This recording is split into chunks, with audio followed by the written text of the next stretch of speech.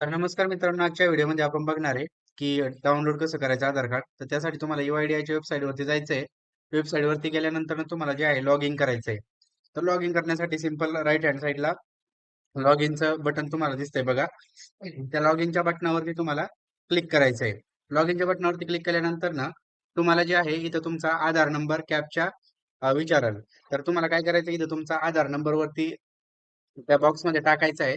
आधार number पूर्णपणे टाकल्यानंतर ना तुम्हाला जे खालच्या बॉक्समध्ये जो कॅपचा आहे तो कॅपचा ॲज इट इज टाकायचा आहे. कॅपचा टाकल्यानंतर ना जे आहे लॉग इन विथ ओटीपी वरती तुम्हाला क्लिक करायचं आहे. तुम्हाला एक ओटीपी येईल, तो ओटीपी त्या बॉक्समध्ये टाकायचा आहे.